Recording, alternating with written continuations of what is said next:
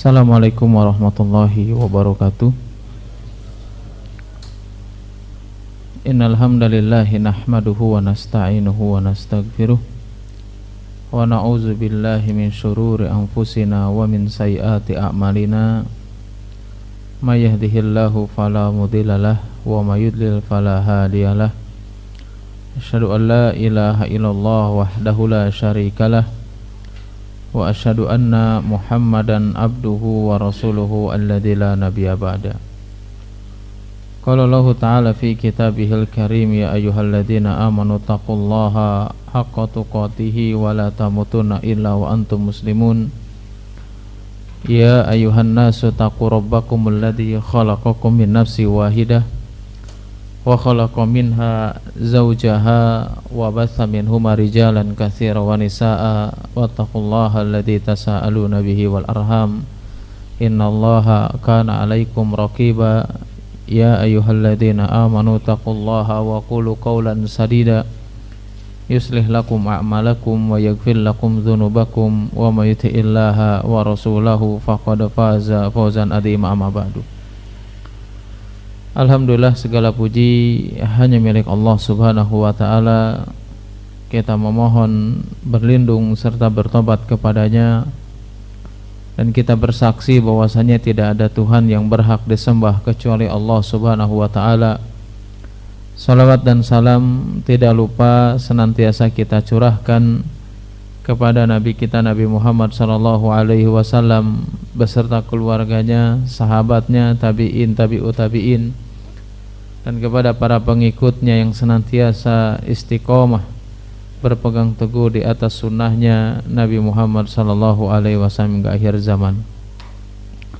Alhamdulillah, atas izin Allah Subhanahu wa ta'ala dan kemudahan darinya, kita bisa bertemu kembali untuk sama-sama saling mengingatkan, mempelajari apa yang dijelaskan dalam Al-Quran dan Sunnah Nabi Sallallahu Alaihi Wasallam, yang mana itu semuanya adalah sebab kebahagiaan yang sesungguhnya, ketenangan, bahkan seseorang akan senantiasa merasakan lapang dada dengan ilmu yang bermanfaat yang bersumber daripada Al-Quran dan Sunnah Nabi Sallallahu Alaihi Wasallam. Pada kesempatan kali ini kita akan melanjutkan kembali kitab Al-Kabair tentang dosa-dosa besar karya Imam Az-Zahabi rahimahullahu ta'ala, yang mana pada kesempatan ini kita akan sedikit membahas tentang dosa besar yang ke-8. Ya, kalau di kitab saya dosa besar yang ke-8 ya, itu adalah tentang uququl walidain atau durhaka kepada orang tua. Apalagi di zaman sekarang ya, bisa kita saksikan ya di media sosial terutama, sudah hilang atau sudah sebagian bahkan di antara kaum muslimin mereka tidak sadar atau mungkin sadar juga bahwasanya apa yang dilakukan adalah termasuk daripada bentuk kedurhakaan kepada kedua orang tuanya. Padahal Nabi sallallahu alaihi wasallam menjelaskan kepada kita semuanya, setiap dosa yang selama ini kita lakukan, yuakhirullah ya ila ma syaa, bahwasanya Allah Subhanahu wa taala akan senantiasa mengakhirkan setiap dosa yang kita lakukan sesuai dengan kehendak Allah Subhanahu wa taala sampai pada hari kiamat, kecuali apa? Uququl walidain. Kecuali di antaranya adalah dosa atau hukuman yang disegerakan, yaitu adalah ketika seseorang durhaka kepada kedua orang tuanya. Para ulama menjelaskan di antara definisi atau standar seseorang itu kapan sih dikatakan durhaka atau terjerumus kepada kedurhakaan kepada kedua orang tua. memang banyak penjelasan para ulama ya, meskipun berbeda-beda tapi maknanya sama. Di antaranya yang dijelaskan oleh Syekh Saleh Al-Munajid hafizahullahu taala, beliau menjelaskan bahwasanya durhaka kepada orang tua adalah sesuatu hal, atau kapan seorang dikatakan durhaka kepada orang tua adalah ketika membuat sakit mereka, baik secara lahir ataupun batin, ya, baik secara lahir ataupun batin. Ketika kita menyakiti mereka, membuat sakit mereka, maka itu standar termasuk seseorang durhaka kepada kedua orang tua. Meskipun memang dijelaskan oleh ulama lain, sifat durhaka atau karakter orang yang durhaka atau seseorang terjerumus setelah durhaka kepada orang tua dengan menyakiti mereka, itu kan macam-macam, ya. Jangan hanya dipikir kita durhaka kepada kedua orang tua itu adalah ketika menyakiti secara fisik saja. Ada hal-hal yang mungkin selama ini kita nggak sadar. Ternyata kita semuanya adalah orang yang sudah durhaka kepada kedua orang tua kita masing-masing. Dijelaskan oleh para ulama, di antara bentuk menyakiti orang tua, menyakiti baik perasaannya, batinnya atau secara lahir, salah satunya di antaranya adalah membuat mereka sedih. Membuat mereka sedih itu banyak macamnya, baik dengan ucapan kita ataupun perbuatan kita. Ya, kalau dengan ucapan sudah jelas, nggak perlu dijelaskan lagi. Dengan perbuatan banyak.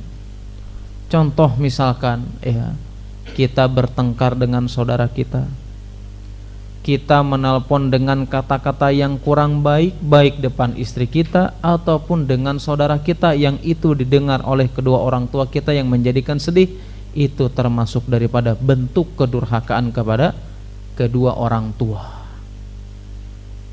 Meskipun memang, ya, Syekh Saleh Munajid mengatakan bahwasanya menyakiti orang tua atau menjadikan rasa sakit, ya, pada orang tua itu termasuk kedurhakaan baik sedikit ataupun banyak. Ini senada dengan apa yang dijelaskan Syekh Sa'di rahimahullahu taala. Beliau menjelaskan, ya, kalau beliau menjelaskan bahwasanya kedurhakaan itu ada dua macam. Ya, kedurhakaan itu atau durhaka kepada orang tua itu ada dua macam. Macam yang pertama yaitu adalah langsung secara terang-terangan melakukan kedzaliman atau keburukan kepada kedua orang tua. Atau yang kedua, kata beliau, yaitu adalah dengan tidak melakukan kebaikan kepada kedua orang tua meskipun dengan niatan tidak menyakiti mereka. Itu termasuk daripada durhaka kepada orang tua. Atau sebagian ulama lagi menjelaskan kepada kita semuanya, ada hal-hal yang tidak kita sadari, ternyata apa yang selama ini kita lakukan adalah bentuk daripada kedurhakaan kepada kedua orang tua kita masing-masing. Kapan itu? Ketika mempertontonkan, baik dengan fotonya ataupun dengan videonya, yang di dalamnya ada orang tua yang membuat orang lain tertawa ketika melihat foto dan video yang kita sebar, yang itu berhubungan dengan kedua orang tua kita masing-masing. Dan ini zaman modern sering terjadi. Orang tua menjadi bahan lawakan, orang tua menjadi bahan lelucon atau menjadikan orang tertawa terhadap orang tua kita masing-masing. Dan terkadang kita bangga, apalagi kalau sudah viral. Padahal itu adalah bentuk di antara kedurhakaan seorang anak kepada orang tuanya. Kenapa? Karena di dalamnya mempertontonkan, bahkan menjatuhkan kehormatan dan harga diri orang tua kita masing-masing. Dan ini nggak pernah kita sadari. Kita taunya ya udah, kalau nggak mengatakan A, berarti nggak durhaka. Itu pun sama. Kapan? Ketika kita menjatuhkan kehormatannya, menjatuhkan harga diri orang tua kita masing-masing, itu bentuk daripada durhaka. Bahkan yang lebih mengerikan lagi, sebagian kaum muslimin mau tua ataupun muda, terkadang mereka gengsi untuk memperlihatkan atau untuk menunjukkan atau mengakui bahwasanya orang tersebut adalah orang tua kita. Apalagi anak-anak gaul zaman sekarang, kayaknya malu gitu, gengsi kalau mengenalkan orang tua kepada temannya. Maaf ya, apalagi misalkan kalau orang tuanya misalkan dari kampung, malu dia. Ya, malu untuk memperlihatkan orang tuanya. Gengsi, seolah-olah menganggap enggak gaul, ya, seolah-olah menganggap enggak modern. Itulah bentuk kedurhakaan zaman sekarang, yang itu banyak terjadi di antara kaum muslimin, ya, dan itu tidak pernah kita sadari. Malu kayaknya, mau bawa pergi, jangan ngajak si mama gitu ya, jangan ngajak si bapak. Kenapa? Gengsi. Apalagi jalannya ke mall. Ya, padahal apa? Itu secara tidak kita sadari bentuk kedurhakaan kepada siapa? Kepada kedua orang tua kita masing-masing. Atau di antara bentuk seseorang durhaka kepada orang tua, itu adalah ketika kita memasukkan ke dalam rumah orang tua kita sesuatu hal yang orang tua kita tidak menyukainya. Ya, orang tua kita tidak menyukainya. Banyak ya, misalkan dia melakukan kemaksiatan di rumah orang tuanya, melakukan keburukan, ya, intinya melakukan sesuatu hal, memasukkan sesuatu hal ke dalam rumah orang tuanya dan orang tuanya tidak meridhoi. Itu bentuk di antara kedurhakaan seseorang kepada orang tuanya.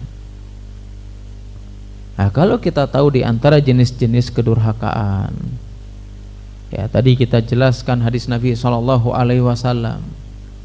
Di antara hukuman yang disegerakan, ya, dosa yang dilakukan oleh seseorang di dunia apa? Salah satunya adalah ketika durhaka sama orang tua. Wallahi mereka tidak akan merasakan hidup yang sangat hidup yang dipenuhi dengan keberkahan, gak akan dirasakan. Asy-Syaikh Sulaiman Ar-Ruhaili hafizahullahu taala, beliau menjelaskan yang bisa menyebabkan seseorang mendapatkan keberkahan yang begitu banyak dalam kehidupannya itu dua hal aja. Yang pertama memperbanyak baca Al-Quran, yang kedua adalah engkau berbakti kepada kedua orang tua. Bisa jadi apa? Meskipun selama ini kita memiliki karir yang baik, gaji yang besar, bisnis yang maju, tapi terkadang kita sering bertengkar dengan istri kita, gak harmonis dengan istri kita, atau anak-anak kita gak mau nurut padahal semua kita fasilitasi apapun yang dia inginkan. Bisa jadi apa? Disebabkan kita memiliki dosa sama orang tua kita masing-masing. Atau sebaliknya, selama ini kita bisnis gak pernah sukses, karir gak pernah bagus juga, ya, kehidupan gak pernah baik-baik aja. Bisa jadi apa? Itulah hukuman yang disegerakan oleh Allah Subhanahu wa taala kepada siapa? Kepada diri kita masing-masing, disebabkan karena kedurhakaan kita kepada orang tua kita masing-masing. Dan kita seringnya apa? Enggak sadar bahwasanya apa yang kita lakukan adalah termasuk daripada kedurhakaan. Dulu nggak tahu kalau zaman sekarang, ya dulu waktu saya masih SMP lah ya, itu kayaknya keren gitu. Saya nggak pernah melakukan karena saya nggak tega gitu.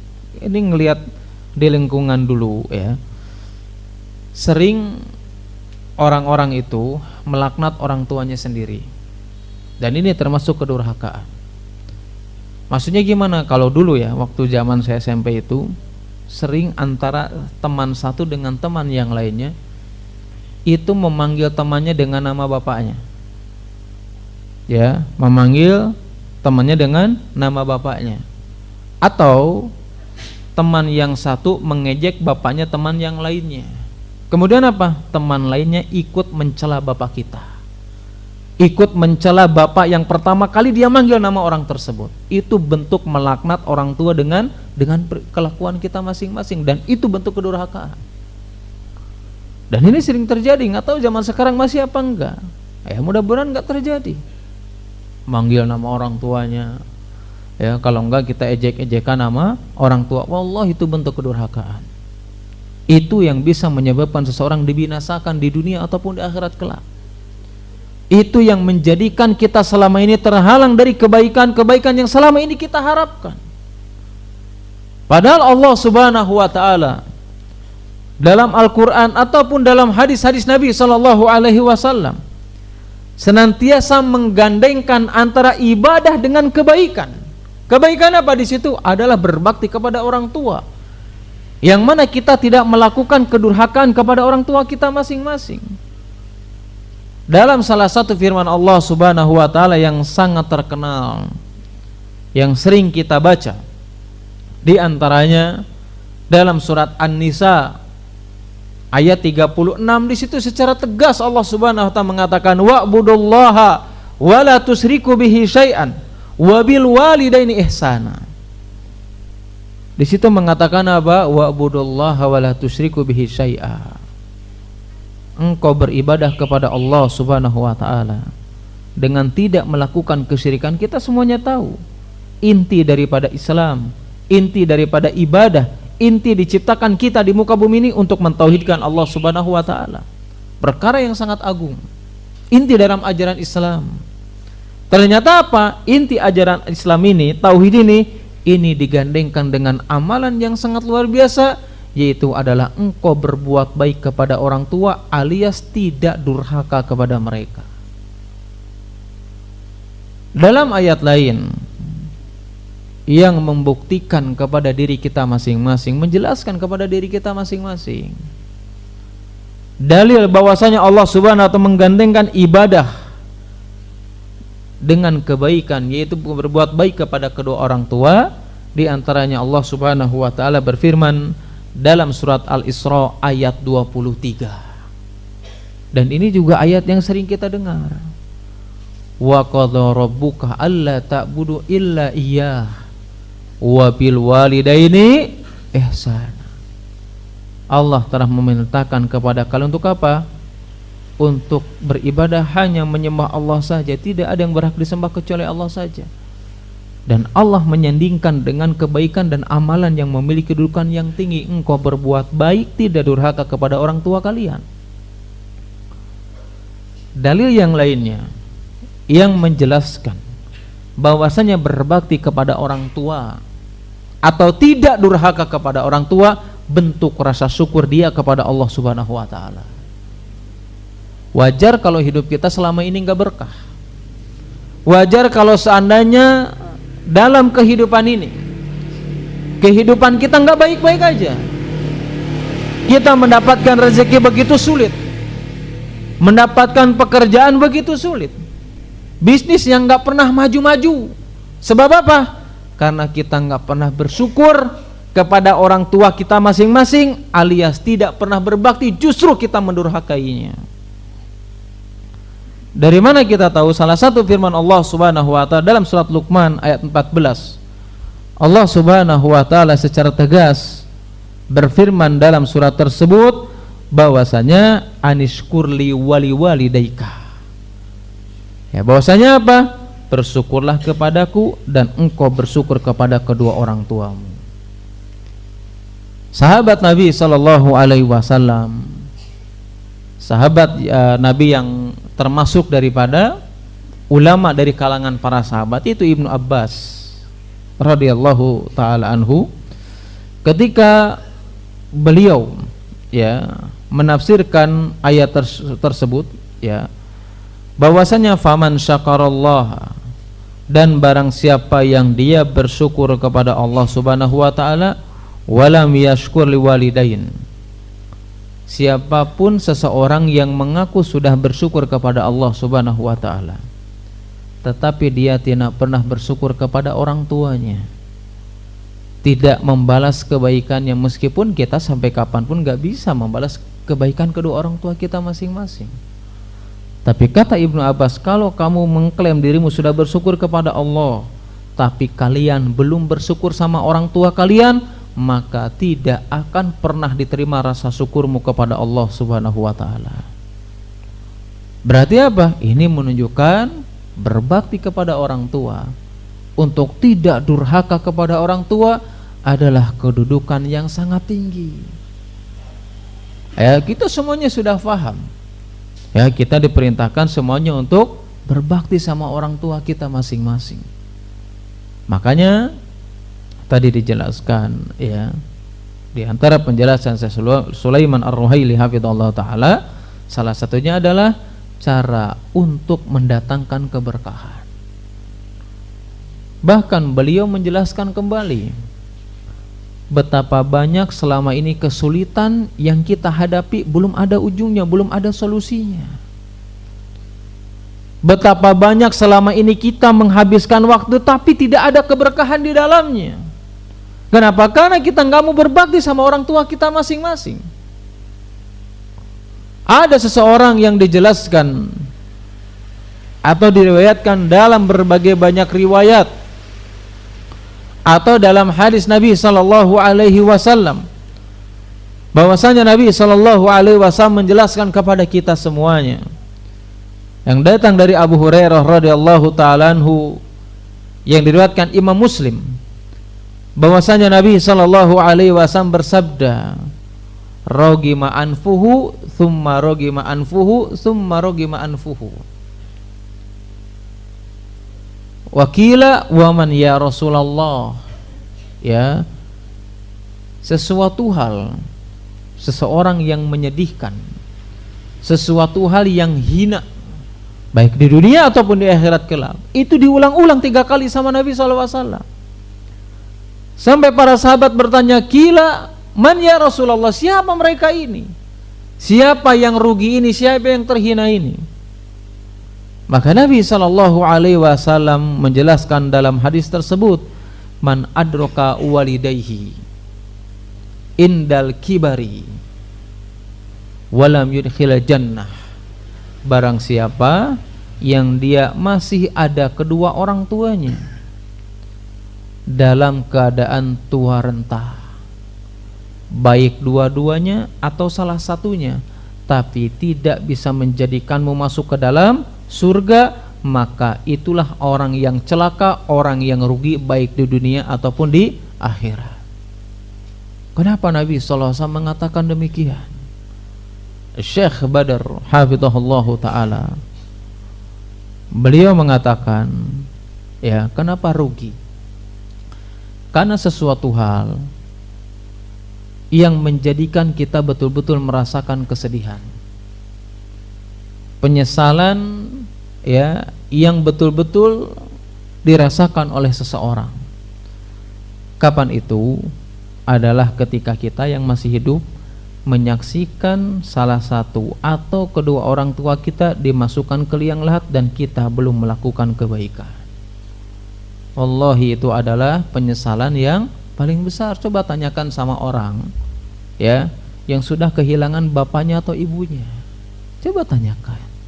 Satu hal yang menyedihkan, kita masih hidup menyaksikan orang tua dimasukkan ke liang lahat dan kita belum melakukan apa-apa. Bahkan mungkin kita belum jadi apa-apa. Bahkan mungkin selama ini kita selalu mengecewakan mereka, baik ucapan ataupun perbuatan kita. Dan ini sering terjadi. Kita sudah punya anak, punya keluarga, masih saja sering menyusahkan kedua orang tua kita masing-masing. Dulu, ya, kita berpikir bahwasanya agar kita tidak termasuk orang yang durhaka kepada kedua orang tua kita, kita hanya cuma punya apa namanya, memahaminya sudahlah. Yang penting apa? Uang lancar. Itu memang kebaikan. Yang penting bisa ngajak jalan-jalan. Itu juga sebuah kebaikan. Yang penting bisa makan enak, itu sebuah kebaikan. Tetapi sesungguhnya yang diharapkan oleh orang tua bukan hanya sekedar itu. Kalau kita mikirnya yang penting kita bisa membelanjakan barang yang mewah untuk orang tua, ada masanya orang tua kita itu tidak bisa membedakan mana yang mahal dan mana yang murah. Kenapa? Karena rabunnya matanya, karena sudah tua. Ada kalanya orang tua kita ini enggak membutuhkan jalan-jalan atau berwisata keliling dunia selain umroh dan haji ya, kadang enggak dibutuhkan. Kenapa? Karena sudah tuanya dan berat untuk melangkahnya. Terkadang orang tua kita masing-masing ada masanya tidak membutuhkan kita memberikan makanan yang enak dan lezat. Kenapa? Karena sudah tua dan keluhnya lidahnya sehingga tidak bisa merasakan mana yang enak, mana yang gak enak.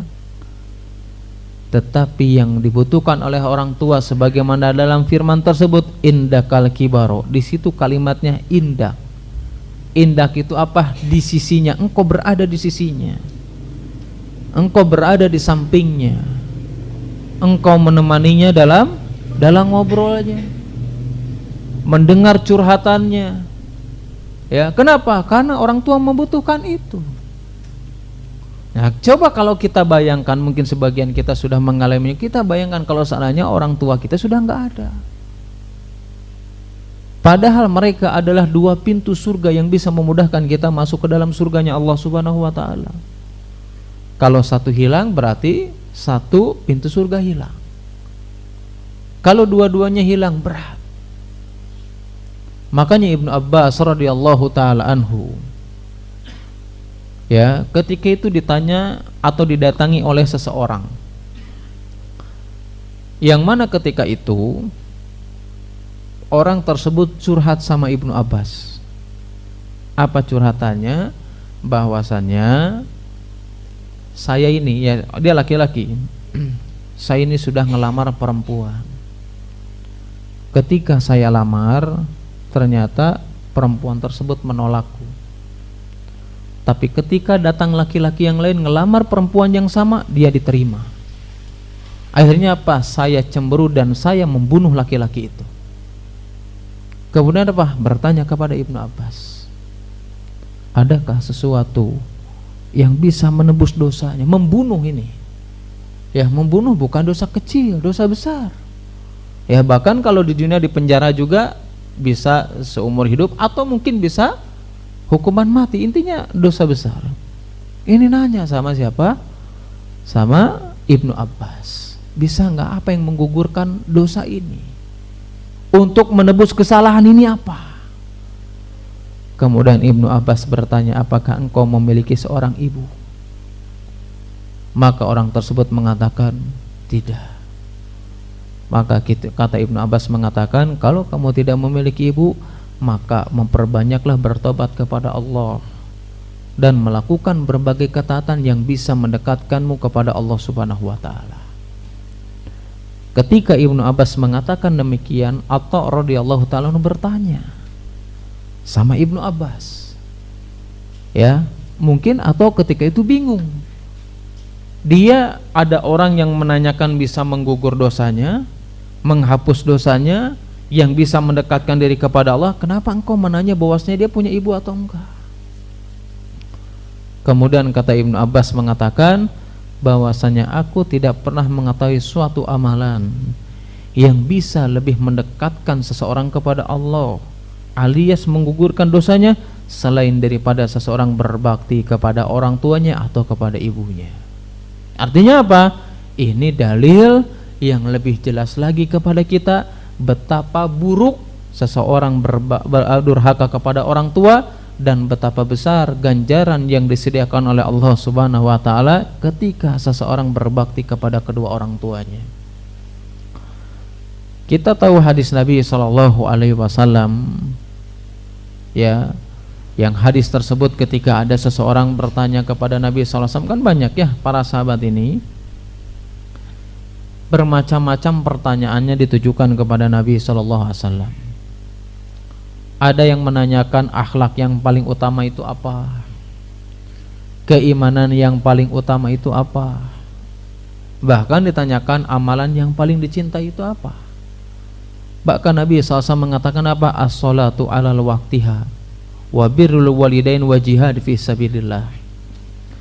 Para ulama menjelaskan dalam hadis tersebut, ketika Nabi SAW ditanya tentang amalan yang paling dicintai itu apa? Yang pertama sholat, yang kedua berbakti, yang ketiga adalah jihad. Kata para ulama, kenapa Nabi SAW ketika ditanya amalan yang paling dicintai, diantaranya adalah berbakti kepada orang tua, itu disebutkan lebih dulu daripada jihad fisabilillah? Para ulama menjelaskan alasan yang pertama, ini menunjukkan betapa agungnya ganjaran bagi orang yang tidak durhaka alias berbakti kepada orang tua. Alasan yang kedua, kenapa Nabi SAW menempatkan birrul walidain sebelum kalimat atau perintah jihad, yang kita tahu jihad itu bukan perkara yang mudah. Seseorang bisa mengorbankan nyawanya, menumpahkan darahnya, tapi kenapa birrul walidain disebut sebelumnya? Ini sebagai penegasan yang dijelaskan oleh para ulama bahwasanya berbakti kepada orang tua itu membutuhkan pengorbanan, meskipun nyawa taruhannya.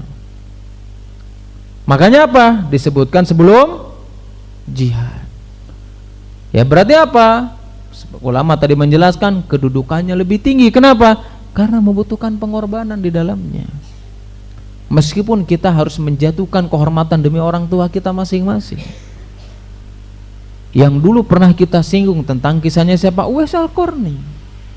Dia mau dianggap gila, ya, dia ridho dianggap stres, tiap hari kerjanya manggul sapi, dianggap stres sama orang-orang yang ada di sekitarnya, dianggap gila, dianggap nggak normal, kerjaannya manggul sapi, pagi sampai siang, siang sampai sore.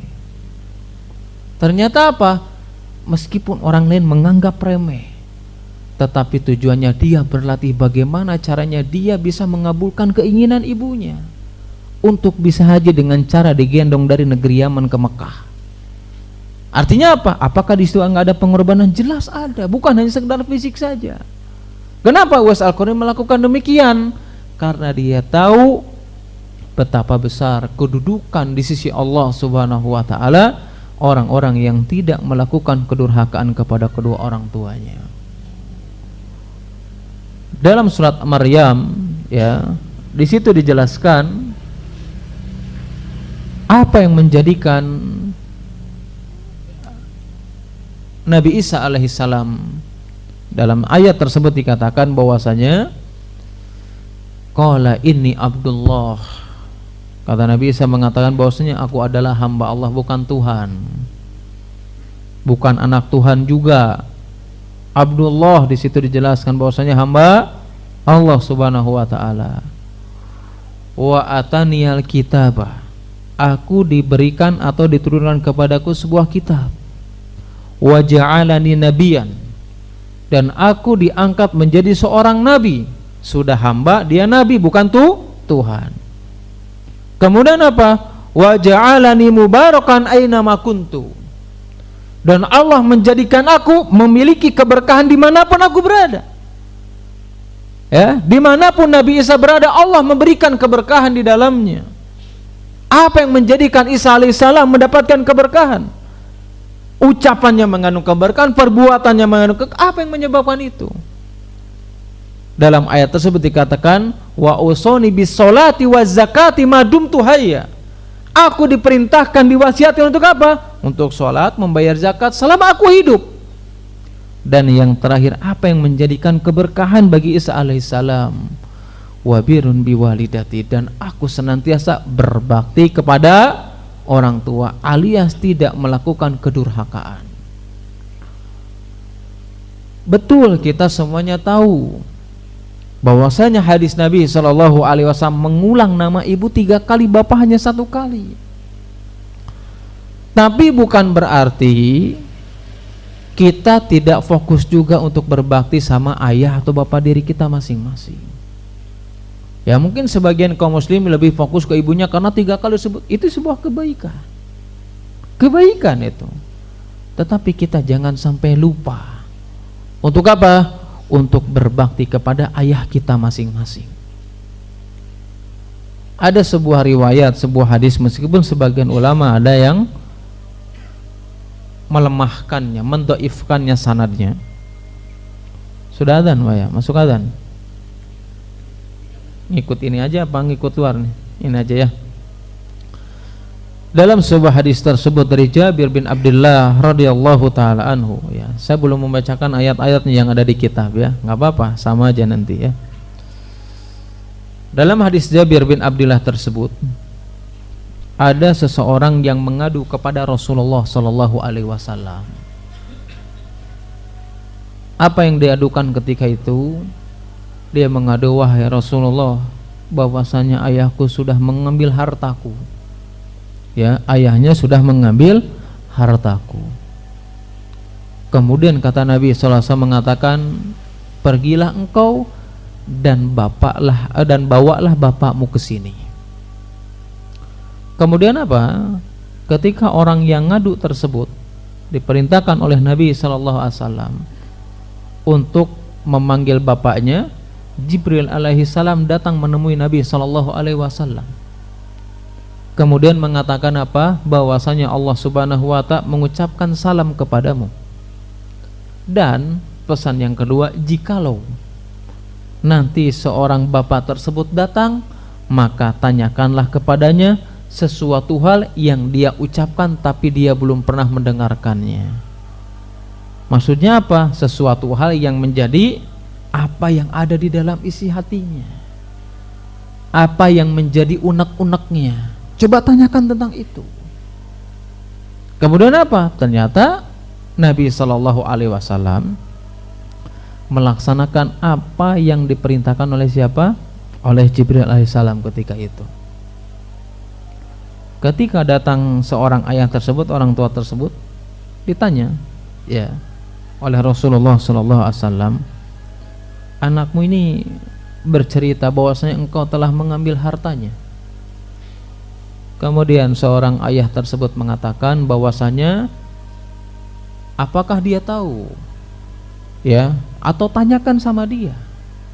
Ketika aku mengambil hartanya, itu tidak aku berikan kepada bibinya. Apakah dia tahu bahwasanya harta yang aku ambil diberikan kepada bibinya, tantenya, atau untuk diriku? Kemudian Nabi SAW mengatakan, sudah, ya saya tidak menanyakan tentang itu. Maka saya ingin bertanya kepadamu dan engkau harus menjawabnya. Ya.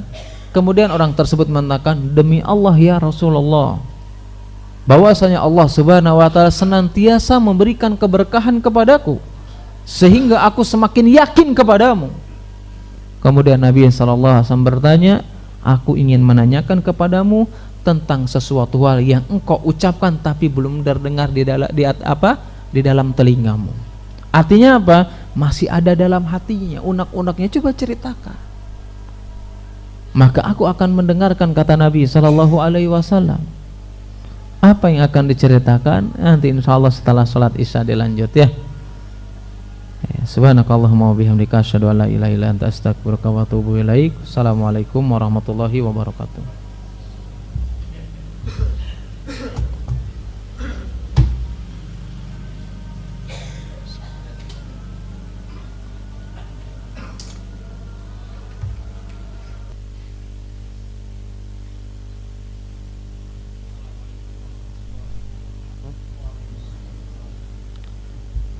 Alhamdulillahilladzi arsala rasulahu bil huda wa dinil haqqi liyudhhirahu ala dini kullihi wa kafa billahi syahida.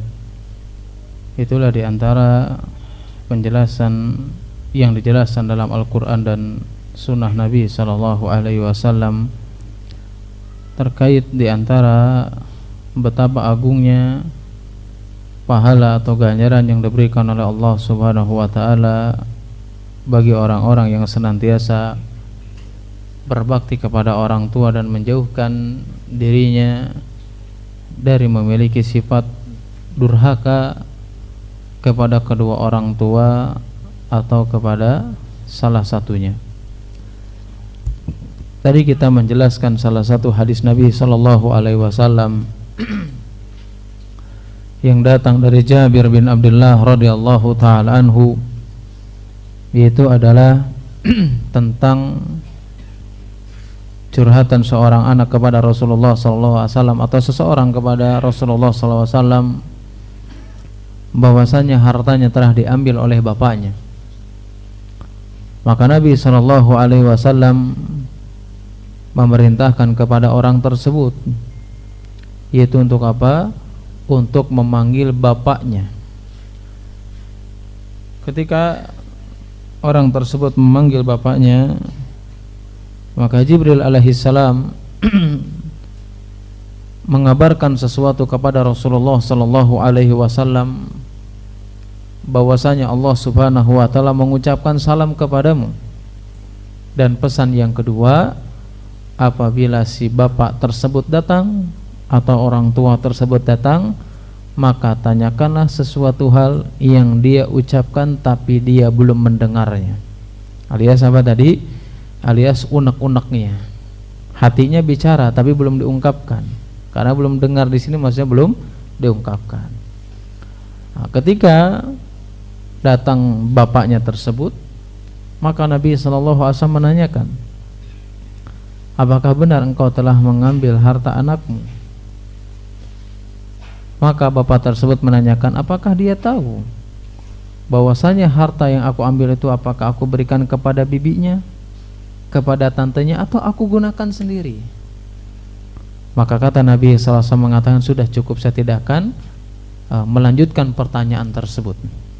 Tetapi yang aku akan tanyakan kepadamu, bahwasanya sesuatu yang engkau ucapkan dalam hatimu tapi engkau belum pernah mendengar dengan telingamu.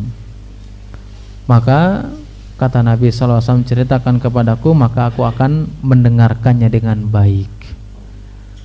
Apa yang menjadi curhatan seorang ayah? Apa yang menjadi ucapan yang ada di dalam hatinya seorang ayah?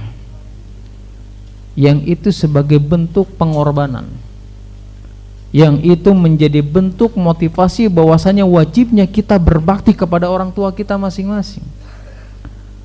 Ternyata orang tua tersebut bercerita kepada Nabi sallallahu alaihi wasallam bahwasanya akulah orang yang memelihara ketika dia lahir sampai remaja, dan akulah seseorang yang senantiasa memenuhi kebutuhannya sampai dia remaja.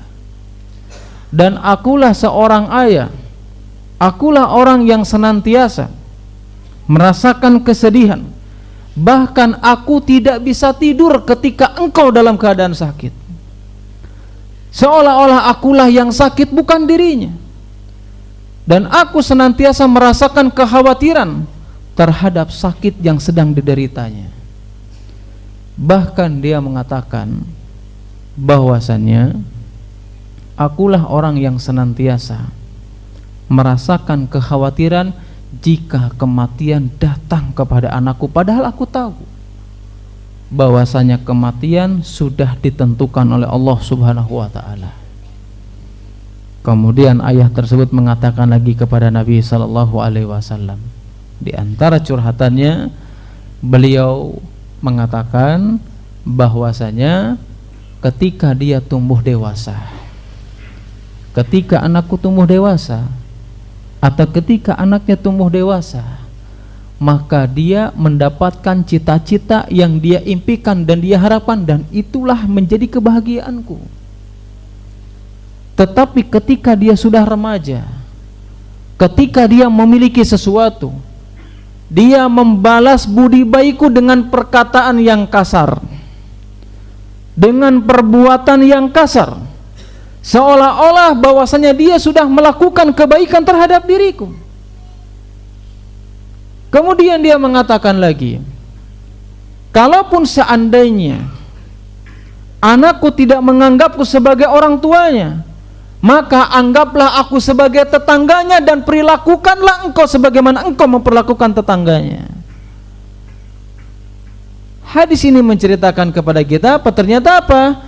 bukan hanya sekedar ibu saja yang harus kita muliakan. Ada pengorbanan orang tua yang itu menjadikan sesuatu yang dicurhatkan kepada Nabi SAW, yang menjelaskan kepada kita untuk menyadarkan kepada kita bahwasanya orang tua adalah tumpuan dalam keluarga.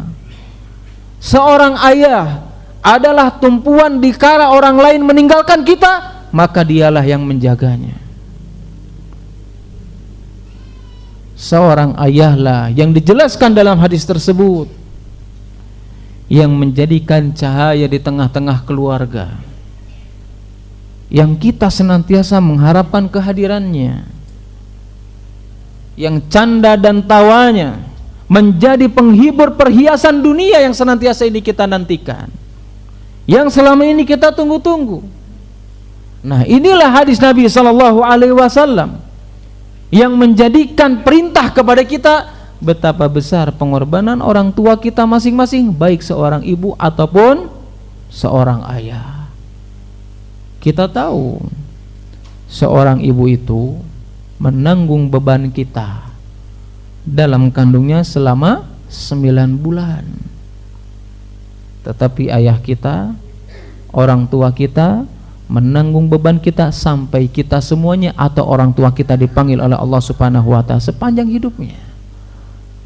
Tapi selama ini kita gengsi, selama ini kita malu dengan penampilan orang tua kita masing-masing. Kita selama ini seolah-olah nggak pernah peduli ketika kita sudah sukses, lupa dengan orang tua kita masing-masing. Bahkan kepandaian kita, kecerdasan kita, kepintaran kita digunakan bagaimana caranya untuk menyakiti orang tua kita masing-masing. Seolah-olah kita sudah lebih pintar lagi. Dalam riwayat lain dijelaskan ketika Abu Musa al-Asy'ari radhiyallahu taala anhu bersama Abu Amir bertemu atau menemui Rasulullah sallallahu alaihi wasallam. Ketika bertemu dengan Rasulullah sallallahu alaihi wasallam, maka Rasul bertanya tentang seorang wanita, tentang seorang perempuan. Aku mendengar bahwasanya ada perempuan di kampungmu, dia melakukan begini dan begitu. Apa yang sudah dia lakukan? Kemudian Abu Musa al-Asy'ari dan Abu Amir radhiyallahu taala anhuma mengatakan, yang jelas ketika aku tinggalkan, perempuan tersebut sibuk mengurus keluarganya. Apa dijawab oleh Nabi SAW? Maka Nabi SAW ketika itu mengatakan bahwasanya perempuan tersebut sudah diampuni oleh Allah Subhanahu wa Ta'ala. Sampai Abu Musa Asy'ari, ya, kemudian Abu Amir bertanya, emang apa yang sudah dia lakukan? Kok tiba-tiba tahu aja dia diampuni dosanya? Kemudian kata Nabi SAW mengatakan bahwasanya seorang wanita tersebut ketika itu dia mendengar bahwasanya kampungnya akan diserang dan dibinasakan, ya, kampungnya akan diserang dan dibinasakan. Kemudian yang pertama kali dia lakukan, bagaimana caranya menolong ibunya atau melindungi ibunya. Sampai apa? Ketika dia meninggalkan kampung halamannya, dia berjalan ke tempat yang sangat begitu jauh, alias ketika itu sedang dalam keadaan panas yang sangat terik. Tapi apa? Tapi perempuan tersebut selalu menggendongnya dan menjadikan telapak kakinya sebagai pijakan ibunya agar tidak menyentuh panasnya padang pasir yang sedang dilalui. Bukan hanya sekedar keberkahan. Ternyata apa? Ketika seseorang tidak durhaka kepada orang tuanya, senantiasa memperhatikan orang tuanya, itu diantara sebab yang utama Allah Subhanahu wa Ta'ala memberikan ampunan kepada seseorang. Makanya wajar, ya, Syekh Badr hafizahullah ta'ala mengatakan, kalau ada orang yang sukses, maka tanyalah apakah dia masih ada orang tuanya, bagaimana dia bersikap sama orang tuanya. Kenapa? Di antara kesuksesan dan kebahagiaan kuncinya adalah seseorang berbakti kepada orang tua. Kenapa? Karena Allah mengampuni dosanya. Dengan diampuni dosanya, Allah membukakan jalan-jalan kebaikan, Allah melampangkan rezekinya, Allah menghilangkan kesulitan yang selama ini dihadapi. Apakah kita tidak ingat dengan hadis yang datang dari Ibnu Umar radhiyallahu taala anhu, yang 3 orang tersesat di dalam gua, dan salah satunya apa? Karena dia berbakti sama orang tuanya. Padahal itu kesulitan antara dia kematiannya di situ.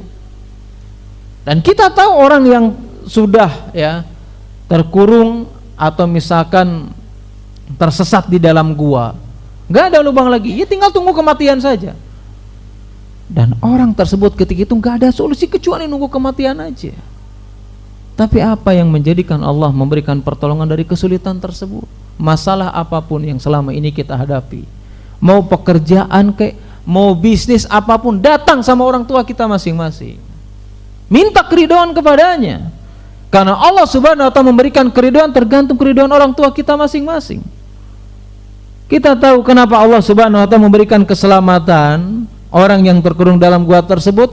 Di antara kisah yang sering kita dengar, yang sering dijelaskan oleh para ulama atau para asatidz yang lain, itu adalah dia mengatakan bahwasanya kebiasaanku ya Allah, bahwasanya aku ini memiliki orang tua yang sudah tua renta,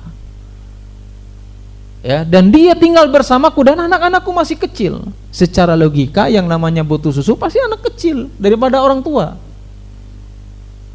Nah, kata orang tersebut, aku memiliki orang tua yang sudah tua renta dan dia tinggal bersama anak-anakku yang masih kecil.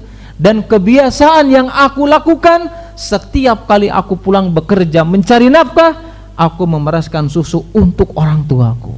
Setiap hari dilakukan. Tetapi apa? Ada satu waktu yang ketika itu anaknya ini, seorang orang ini, dia tersibukkan dengan pekerjaannya, sehingga apa? Pulang ke rumahnya itu dalam keadaan waktu atau dalam keadaan terlambat. Ya seperti biasa, ya, karena terlambat memerah susu, ternyata apa? Dia mendapati kedua orang tuanya atau orang tuanya dalam keadaan tidur nyenyak, dan dia sedikit pun, aku nggak berani sedikit pun untuk mengganggu nyenyaknya orang tuaku yang sedang tidur. Kemudian apa yang dilakukan ketika itu? Dia berdiri di dekat kepala orang tuanya dengan memegang susu tersebut sampai dia mengatakan apa? Aku tidak berani membangunkannya dan aku tidak berani untuk memberikan susu ini kepada anak-anakku meskipun nangis merengek dan membutuhkan, tapi aku lebih mendahulukan orang tuaku. Ternyata apa? Dengan sebab tersebut, baktinya kepada orang tua, Allah memberikan keselamatan meskipun itu di hadapan dirinya adalah sebuah kematian. Tapi Allah menyelamatkannya. Dengan sebab apa? Dengan sebab dia tidak durhaka kepada Allah Subhanahu wa ta'ala. Maka sebaliknya, sesulit hidup kita, sesusah permasalahan kita, atau banyaknya permasalahan yang tidak ada solusinya, salah satunya adalah sebabnya kita tidak melakukan kebaikan kepada kedua orang tua kita masing-masing. Ya makanya saking besar kedudukannya sampai ada pertanyaan, kan pertanyaannya gini Ustaz, betul bahwasanya berbakti kepada kedua orang tua itu adalah perkara yang sangat agung, tapi mana yang kita dahulukan, istri atau orang tua? Saya nanya sama bapak-bapak dan ibu, bapak-bapak aja, yang mana yang didahulukan, istri atau orang tua? Hah? Istri atau orang tua? Yang kenceng aja dang, biar meskipun suaranya kedengaran gak kelihatan orangnya dari atas. Yang jawab orang tua langsung megang HP, diteror dari atas. Yakin orang tua? Hah? Gak usah istri kita, gak usah peduliin gitu. Yang didahulukan itu adalah orang tua. Tetapi ada satu hal yang harus kita dahulukan, istri kita daripada orang tua kita ketika kita tidak mampu, yaitu apa? Dalam bab nafkah. Ya, dalam bab nafkah, kalau memang tidak ada kesanggupan, maka istri yang lebih dulu. Ya, istri yang lebih dulu. Ini pendapat siapa? Syekh bin Baz, Syekh Saleh Munajjid. Tidak mengapa kalau memang kita tidak mampu untuk dua-duanya. Tapi kalau kita mampu untuk dua-duanya, alhamdulillah. Meskipun mungkin kita ngasih sama ibu kita nggak terlalu besar, nggak masalah. Ya, tetapi seorang laki-laki tetap selain daripada itu adalah mendahulukan orang tuanya daripada istrinya. Kalau istrinya mendahulukan siapa? Orang tuanya apa suaminya? Suaminya. Masya Allah ya. Di atas jawabannya kencang, awas ya. Yang jawab suami awas ya. Emang harus seperti itu. Ya itu yang harus kita pahami. Adapun ayat-ayat yang lain, dalil-dalil yang lain ya masih panjang ini ya. Baru mukadimah aja. Insya Allah di pertemuan selanjutnya aja ya. Kita akan lanjutkan kembali pembahasan tentang kitab Al-Kabair. Mudah-mudahan kita semuanya diberikan kemudahan oleh Allah Subhanahu wa taala untuk sama-sama bisa berbakti kepada kedua orang tua kita masing-masing. Tidak harus menunggu hari ibu, hari bapak, enggak perlu. Ya, sampai kapanpun kita butuh orang tua dan kita harus berbakti sama orang tua. Ya, jangan sampai ketika momen hari-hari tersebut kayak yang iya aja ya, ngasih bolu, ngasih makanan. Besoknya disuruh ngumah wadah, ngahoak ya. Ya cuman di status doang.